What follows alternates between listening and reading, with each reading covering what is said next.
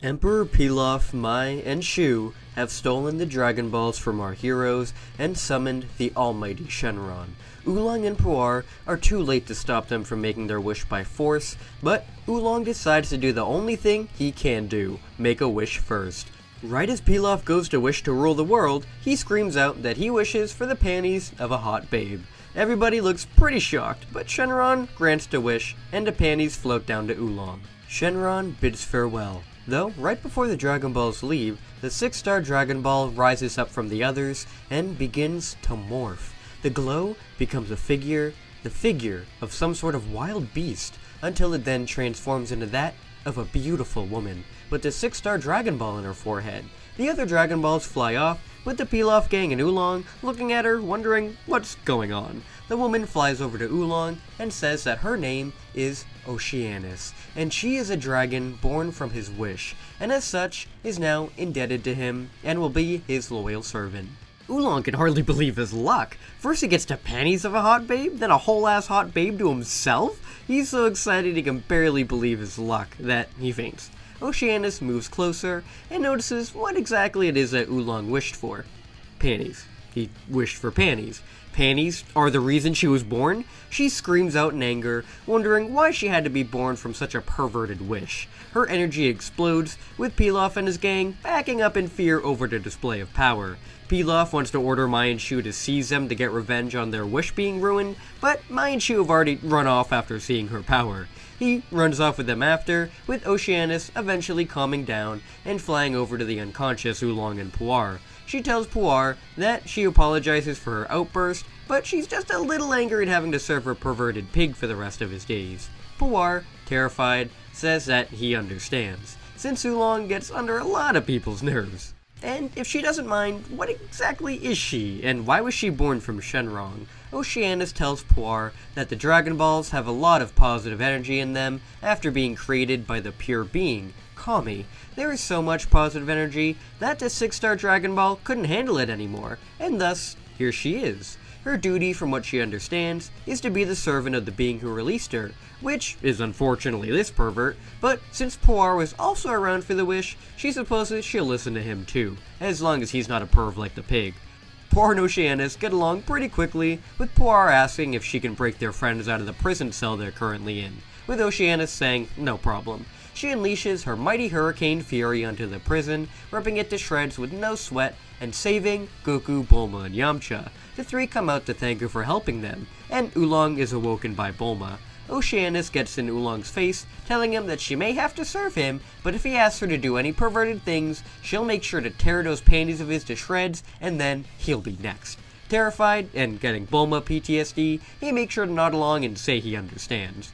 Right as the group get ready to leave, Goku happens to look up and sees the full moon in the air. Everybody pretty much ignores what's going on until Goku roars and changes into a great ape. The group all scream out for Goku to change back, with him continuing to roar and smash all of the rubble around them. Oolong commands Oceanus to return Goku to normal, with her saying that she'll try her best. She flies up to Goku's face, demanding him to turn back, with him swinging at her, and she blocks with one arm. She then sends a rush of water directly into him, flooding his face and knocking him over unconscious. Wow, this Dragon Ball lady really just took out the giant monkey in one blow. That's amazing. She flies back down to Oolong, saying she isn't quite sure on how to turn him back, but at least he isn't going to kill them anymore.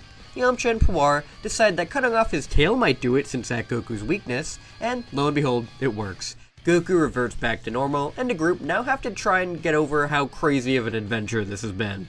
In the morning, the group all decide to go their separate ways, and even though Goku saw a lot of power from Oceanus, he still wants to go and train with Roshi, since he hasn't seen how powerful she really was when taking him down himself as a great ape. Bulma, Yamcha, Puar, Oolong, and Oceanus fly off to West City, with Oolong and Oceanus getting their own place in Capsule Corp.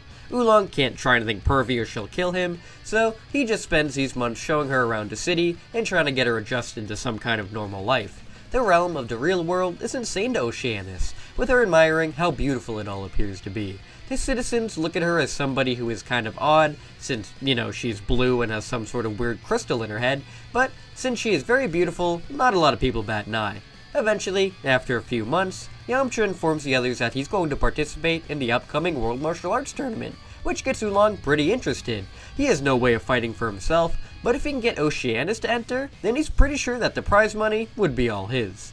When the day of the tournament arrives, Bulma, Yamcha, Oolong, and Oceanus meet up with Goku and his new partner, Krillin. Goku has gotten a lot more powerful than the last time they saw him, but Oolong still thinks that his magical dragon has him beat. The preliminaries go by without a hitch for Oceanus, with her eliminating the competition like nothing. She is able to take Ranfan's spot in the tournament, which means she faces off with Namu in the third round of the tournament. Of course, Namu can try all he pleases, but there's literally nothing he can do to her at all, and he is taken out easily. The rest of the matches go on as normal until the semifinals of when she has to meet with Goku in the ring. Goku gives it his all in this match to show how much he's improved with Roshi's training, but Oceanus is just in a whole other league, and he wasn't expecting her to be that much powerful. Goku is taken out in no time at all, which leaves him disappointed, but also really excited.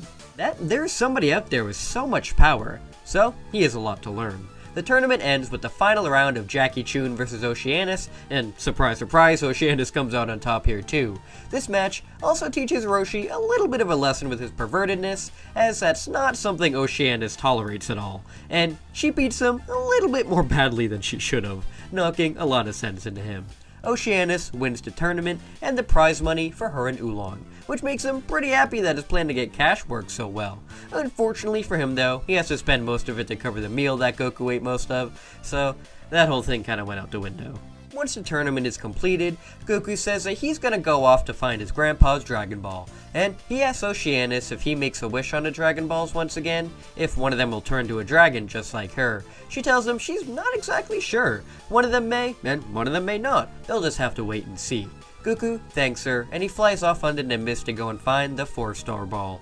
Most of the next arc plays out as normal, with Goku battling the Red Ribbon Army, who's also trying to gather the Dragon Balls, and his adventure ends with Bora still dying to mercenary Tao. Even though he's found his grandfather's Dragon Ball by now, he still wants to make it his mission to avenge Bora's death and revive him. After defeating the Red Ribbon Army, most of the Dragon Balls are gathered, except for the one that is still inside Oceanus.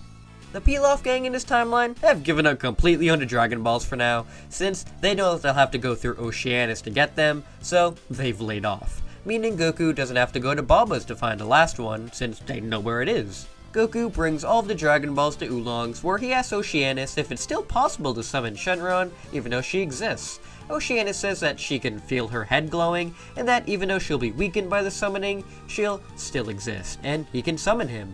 Goku decides to give it a shot, and places all of the other Dragon Balls around Oceanus, and summons Shenron. Shenron bursts out of the Dragon Balls, with Oceanus getting down on her knees, pretty weakened, but thankfully still alive.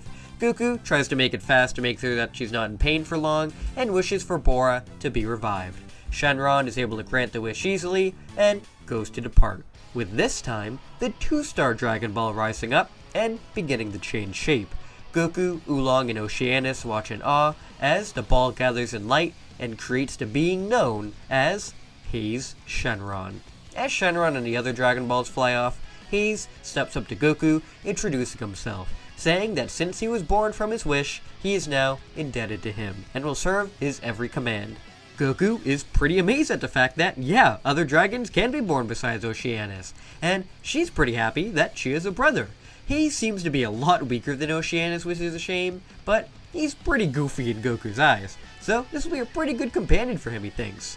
Goku brings Appa and Bora back home, while he returns back to train with Roshi. Roshi tells him that Goku has evolved a lot further than he is now, and he should go off and explore the world to get his own training in. Of course, Haze is bound to Goku now, so isn't going to leave him, and the two of them go off to travel the world together until the next world tournament. While Haze is canonically the weakest Shadow Dragon, he is still very powerful compared to everybody on Earth now, besides Oceanus.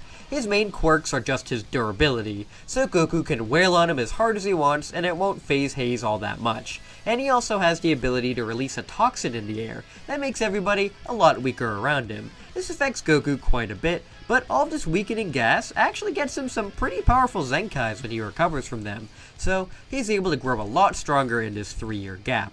Haze is also very happy to explore the world, with him and Goku becoming very close on their journey. Once the next world tournament starts up again, Oolong has Oceanus participate once more to see if she can get them some more prize money, with Goku wanting Haze to participate as well, for him to test how skilled he's gotten since he was born. Shen, Tien, and Chaozu try to enter the tournament as well, though they're caught off guard by the Shadow Dragons, as they seem to have some sort of hidden power up their sleeve.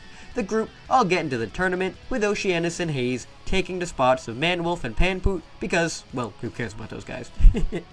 In the first round, Tien would be fighting Oceanus, which, as expected, doesn't go well for him at all. And even a good Tri-Beam to her wouldn't do much damage at all. She is able to blast Tien out of the ring pretty easily with her Ice Beam, which makes Tien rethink his whole life, since he literally just got beaten by a powerful Dragon Girl. Jackie Chun doesn't fare much better in the second round either, since his opponent is Haze. Jackie deals out as much punishment as he can, and while it definitely hurts Haze, his durability helps him stay in the ring. He unleashes his toxic gas to weaken Jackie, and sure enough, Jackie doesn't have much of a counter to the gas, and is promptly defeated. Krillin vs Chaozu happened as normal, though with both Tien and Chaozu out of the ring now, this makes Shen pretty angry that he does attack Roshi, with him blasting him away with a Kamehameha, making sure that he doesn't threaten them again. The first round ends with Goku vs Yamcha, which is a good match since Yamcha has trained a bit with Oceanus, so he's able to put up a really good fight with Goku. Of course, Goku wins in the end due to all of his Zenkais he got with Haze, but if he didn't get those Zenkais, there was a pretty high chance Yamcha would have won. The second round begins with Oceanus vs Haze, with Haze really nervous that he has to fight his extremely powerful older sister. Goku cheers him on though, saying he can do it. The two battle, with Haze getting pretty heavily destroyed by Oceanus, though his toxic fumes help to weaken her a bunch to give him a fighting chance. Her ice does a lot of damage to him, but thankfully the fumes are able to weaken her enough that she actually reverts back into her original form, which shocks pretty much everybody. Oceanus is furious that the world has seen what she really looks like, and tries to beat on Haze some more, but she is far too weakened now, and is knocked out of the ring. Oolong tries to make her feel better, but she's not having it, and says that if he ever speaks on her true appearance, then she'll eat him with her breakfast. The next match of Goku vs Krillin goes on the same as in canon, with the final round being between Goku and Haze. As the two battle, Goku has been able to come up with a way of countering the toxic gas, just holding his breath. Thankfully, he had to swim underwater for a long time back at Mount Paozu, so he's used to holding his breath.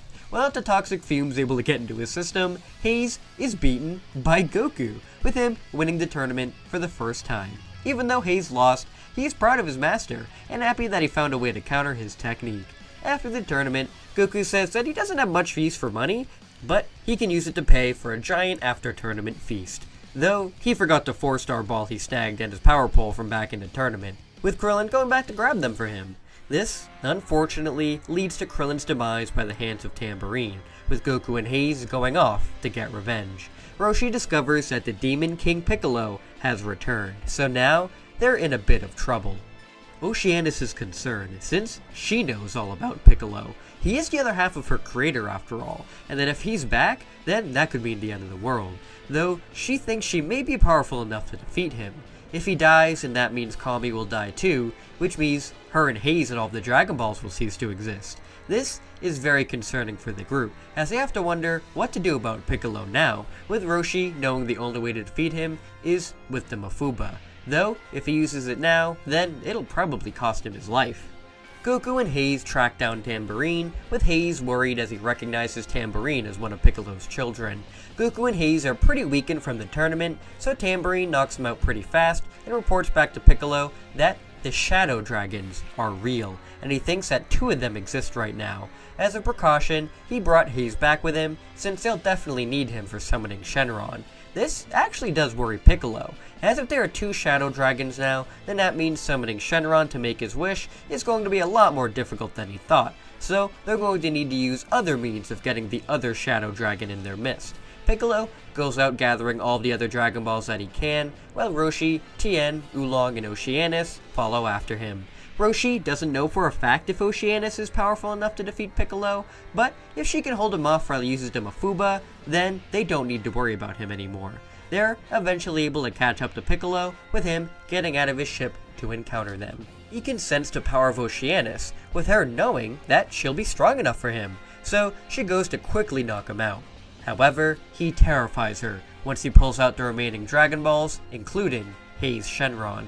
Oceanus wonders how Haze could be captured by such weaklings, with Haze saying he was scared that if he touched Piccolo, then he would cease to exist, so not to blame him.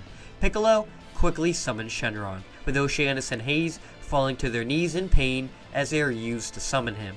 Roshi, Tien, and Chaozu rush in to stop him, with Piccolo blasting at the three, which blows all of them back and kills Chaozu.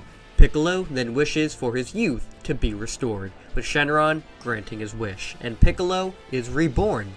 However, instead of killing Shenron this time, Piccolo waits as the 4-star Dragon Ball rises up and begins to morph into the next Shadow Dragon. Oceanus and Haze watch in fear as their brother, Nova Shenron, is born, pledging his loyalty to the Demon King Piccolo.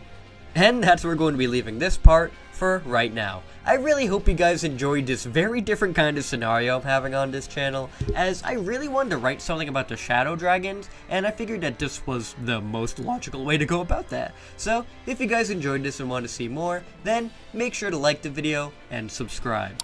And that way, you'll be able to see it when it comes out. Right before I go though, I want to give a huge shout out to all of my amazing patrons.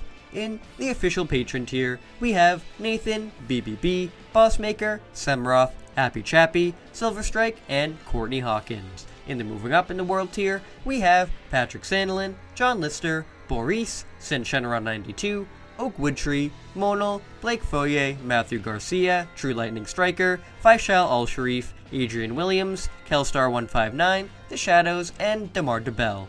In the VIP patron tier, we have 11726 and Kenan. And finally, in the God tier, we have Tails Homie 99. Thank you, especially Tails Homie 99. You are an absolute god. And thank all of you so much for watching. And until we meet again. See you later!